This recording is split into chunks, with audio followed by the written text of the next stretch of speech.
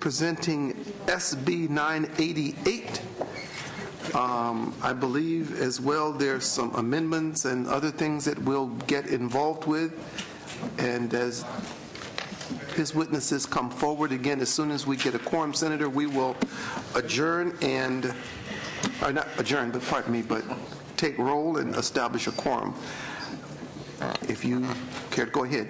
SB 988, file item number 2. Thank you, Mr. Chairman. First, I'd like to thank the committee staff for working with me on this bill. Based on the committee recommendations and already reflected in the analysis, I do wish to offer author's amendments, as you should have copies of all that. As written, SB 988 tasks the Office of Administrative Law with periodically reviewing California's energy regulations. With these amendments, responsibility will rest with the California Bureau of State Audits. California's energy agencies have recently been under fire for pursuing regulations that extend beyond their authority and contributing severely to the discouragement of small businesses and the burden on individuals in the state. SB 988, as amended, will require the Bureau of State Audits to review and report on all regulations that California's energy-related agencies adopt or amend. This will occur every 5 years after implementation. Additionally, the state auditor will make recommendations to the agencies regarding each regulation. Individual agencies will be required to address the recommendations in one of 3 ways. First, they can implement the auditor's recommendations. 2, they can come up with an alternate plan to address the auditor's concerns. Or 3, ignore the recommendations, in which the regulation will cease to be operative after 2 more years. California businesses and individuals are facing one of the worst economies, which I don't need to tell you about, since the Great Depression, and struggling with a 12.6% unemployment rate. These circumstances are only made worse by excessive state regulations. Current law does not specifically require an independent third party to assess the impact of specific regulations on the economy or job market. Furthermore, there is no law requiring the individual agencies to adjust regulations after review has been conducted. In a time when our small businesses are already suffering, people are out of work, it's critical to ensure regulations we impose on them are necessary and feasible. This measure will provide necessary third-party oversight on California's energy regulations to ensure transparency, loosen the regulatory handcuffs clamped on businesses, and protect individual consumers. I ask for your aye vote. Okay, we need one more for a quorum. Any questions from the committee? Okay, I know Senator Yee's in the building. Why don't we hear from your witnesses? Okay. Thank you, Chair and members. My name is Dorothy Rothrock. I'm with the California Manufacturers, and we're supporting many of the regulatory reform bills this year. What I like particularly about this one is the level of detail that the bill goes through in terms of the kinds of information that the agencies and the state auditor or the OAL, however it goes, will be looking at, and the regularity of the review and the reporting that will be done. We also think that given that there's so many options for the regulator to make amendments or make changes in the regulation based on the reports, makes it a very modest bill in the sense that the agency can develop its own plan for how to fix the problems if they so choose. So we urge your support for this. Thank you. Denise Duncan, representing the California Independent Oil Marketers Association, in support. Thank you. Mr. Chairman, members, David Wolf here with the Howard Jarvis Taxpayers Association, and we're also in support. I think, as has been mentioned during Mr. Huff's testimony and during the testimony of the other supporters, California is in a dire economic situation right now. 12.6% unemployment rate, $12.6 billion in new taxes approved last year. The CMTA actually released a study last year that said there's been a loss of 650,000 manufacturing jobs this decade, and I think at least some of that can be attributed to the fact of these higher taxes and burdensome regulations that are out there. And I think anything that we can do to increase transparency, such as posting these provisions online and just allowing a third-party agency and a nonpartisan agency like the BSA to engage in analyzing these regulations can only be a good thing in terms of added transparency. So for those reasons, we'd ask for your support. Thank you. Good Good morning, members of the committee. Brenda Coleman here on behalf of the California Chamber of Commerce, and we are in strong support. Just given the current economic climate that we're in, we feel that a thorough review of state regulations is the prudent and appropriate thing to do. So for these reasons, we support and we ask for an aye vote. Thank you. Okay. Are the witnesses in opposition? Okay, just checking. I mean, I think, Senator, thank you for the amendments that we will take as authors' amendments as soon as we establish a quorum. I mean, one of the things that we've grappled with in this committee before in this same area is the idea that we're not creating kind of like an alternate legislature, so that the group makes recommendations, there's an interaction. So I like the approach.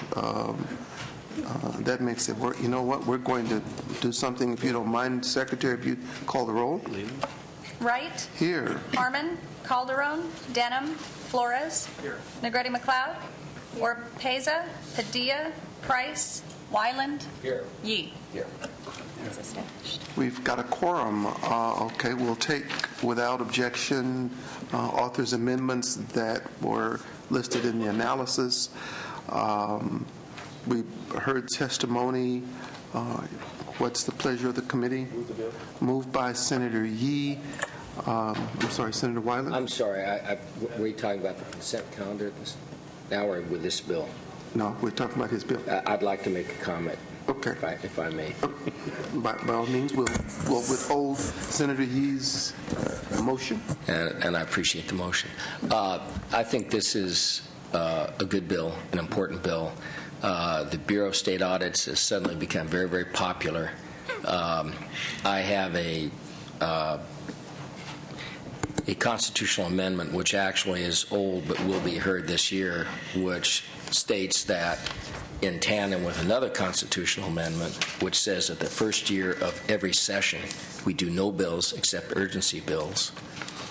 We work on a 2-year budget, but we also audit all state programs, because unbelievably, and it is incredible to me, this organization does not audit anything that it does. Nothing. We can't rely on the administration, because although the administration has a sprinkling of inspector generals, et cetera, even its budget staff essentially compiles a budget from what already exists and decides to make cuts or here and there. We don't have any systematic actual review, and I know the author is also co-author with Senator Wolk of a method of budgeting, but a systematic ongoing review of what we do, which would include, for example, testimony by people who create jobs in this state. And I know, Senator Wright, you've talked about this. It is striking, and I just make this point for us to think about sometime. With the job losses that we have had, we never ask employers and job creators what it takes to stay here. We never ask them. We comment on it. We comment on when a NUMMI leaves. We never actually ask them to come in and say, hey, NUMMI, hey, Intel, how come you put in $7 billion in another state? Would you just please tell us? What would you like?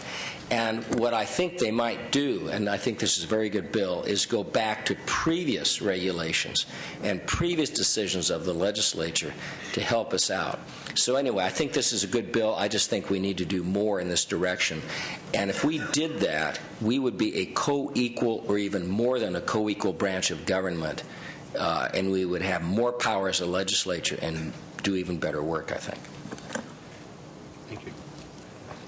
Okay, we've got a motion from Senator Yee. Any further questions from the committee? Secretary, call the roll. Wright. As amended, and by the way, Senator, this is from here going to rules. Okay. Wright. Aye. Wright, aye. Harmon. Calderon. Denham. Aye. Denham, aye. Flores. Aye. Flores, aye. Negrete McLeod. Aye. Negrete McLeod, aye. Orpeza. Padilla. Price. Aye. Price, aye. Wyland. Aye. Wyland, aye. Yee. Aye. Yee, aye. 7. That's got 7. That's enough to move. We'll hold the roll open for our stragglers. Thank you. Assemblyman Anderson.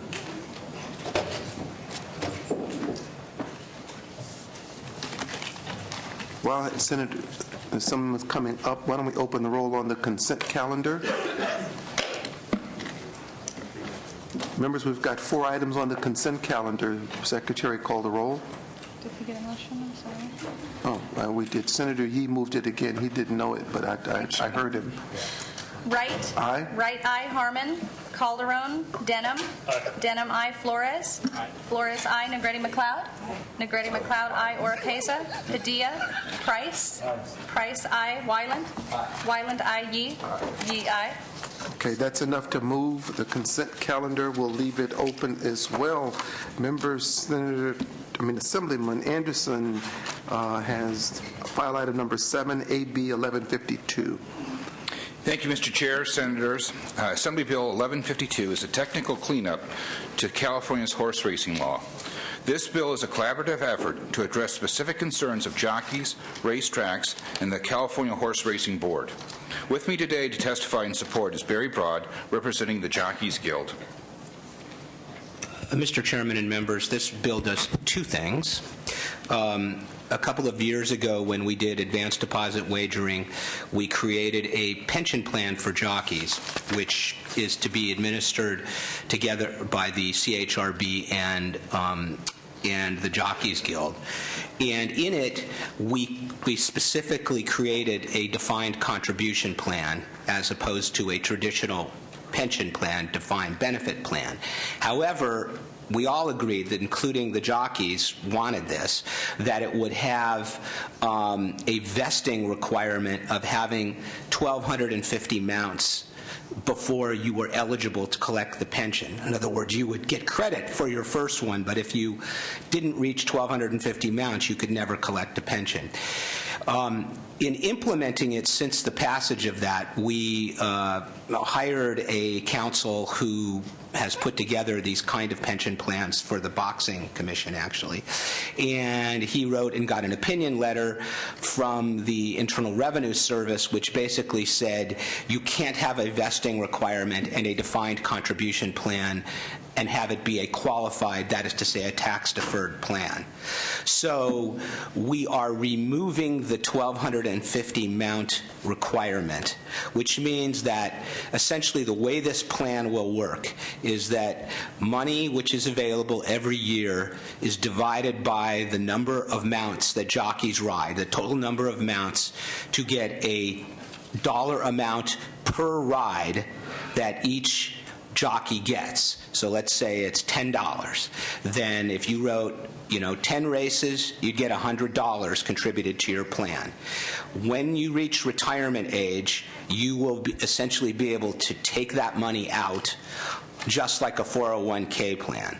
This differs from a traditional defined benefit plan, because a defined benefit plan says when you retire, you get a fixed amount for your retirement. And of course, we don't know where horse racing revenues will be, so we can't have a plan like that.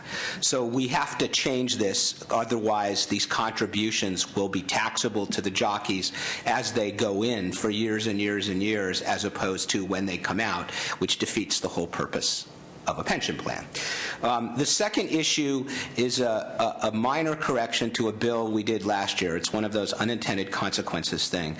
The Horse Racing Board came forth and put in an omnibus bill something that redefined outriders, who are the riders who are mounted and escort the horses to the starting gate.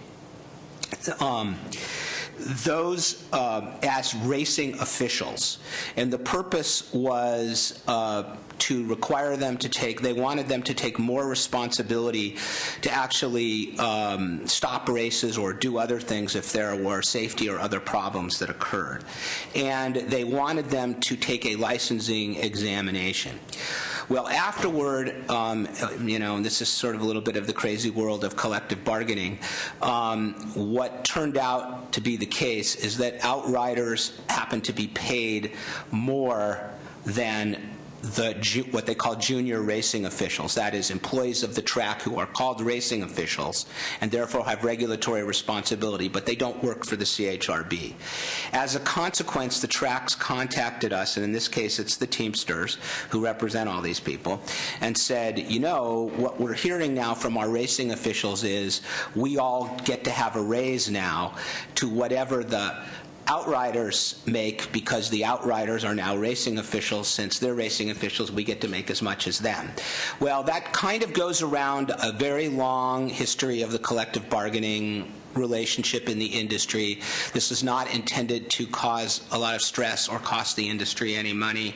It's not in a position right now to satisfy that demand, and the union recognizes that. So what this bill does is it repeals the definition of them as racing officials, but does all the things that the CHRB wanted to accomplish.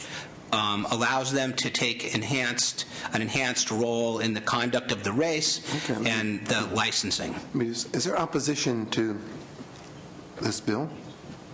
Not that I'm aware of. Okay, just checking. There's been none written, but I just wanted to ask. That's it. Thanks. Okay. All right. Been moved by Senator Denham. Any question for committee? Secretary, open the roll. Right. Excuse me. Do you want to? I respectfully ask for an aye vote. Thank you. Okay, thank you. I wasn't trying to leave you out. Okay. Right. Aye. Right, aye. Harmon. Calderon. Denham. Aye. Denham, aye. Flores. Flores, aye. Negretti McLeod. Negretti McLeod, aye. Oropesa. Padilla. Price. Aye. Price, aye. Wyland. Wyland, aye. Yee. Yee, aye. That's got 7. That's enough to get out. We'll leave the roll open for some of our late arrivals. Senator Denham. Thank you, Senators. You have one item. Member Senator Denham has file item number 1, SB 899, relative to horse racing. I did get it.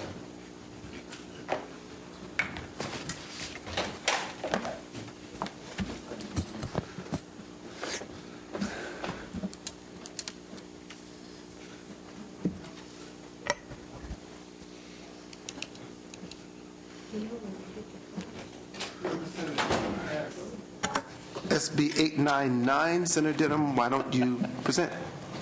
Mr. Chairman, members, SB 899 would eliminate the annual cap on the number of imported races from international locations that California racetracks are allowed to simulcast.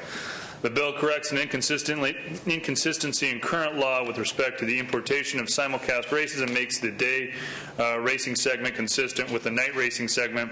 Removing the annual cap on the number of imported races also allows California greater ability to compete with Internet companies that have no restrictions on the number of races they can offer. International simulcasting is important to provide quality product to race fans, level of the playing field, and to promote the sport itself. Questions from the committee? It's a fairly simple bill. Senator Yee moved by Senator Yee. Witnesses in support, but I'll take your. I mean, you came all this way. I don't want to have you not get an opportunity. Thank you, Mr. Chair. Dave Helmsen on behalf of the Thoroughbred Owners of California in support. Okay, we've got a motion. Senator Denham, you may close on your bill. I would ask for an aye vote. Respectfully ask for an aye vote. That was important. We were about to. Secretary, call the roll. Right. Aye. Right, aye. Harmon. Calderon. Denham. Aye. Denham, aye. Flores. Aye. Flores, aye. Negretti McLeod. Aye. Negretti McLeod, aye. Oropesa. Padilla. Price. Aye. Price, aye. Wyland. Aye. Wyland, aye. Yee. Aye. Yee, aye. That's 7. That's enough to get out. We've already done the consent calendar. I'm going to go through and open the roll, and we'll adjourn at that. If you've already voted for all the bills, you can slip out. Why don't we open the roll on the consent calendar again, call the absent members. Current vote is 7-0. Absent members Harmon, Calderon, Oropesa, Padilla. That's 7-0. 7-0. The consent calendar is done. Open the roll on SB 899. Current vote 7-0. Absent members Harmon, Calderon, Oropesa, Padilla. That's 7-0. 7-0. That bill is out. Open the roll on SB 988. Current vote is 7-0. Absent members Harmon, Calderon, Oropeza, Padilla. That's 7-0. 7-0. That bill is out. Open the roll on AB 1152. Current vote is 7-0. Absent members Harmon, Calderon, Oropeza, Padilla. 7-0. 7-0. That bill is out. Thank you, members. We're adjourned.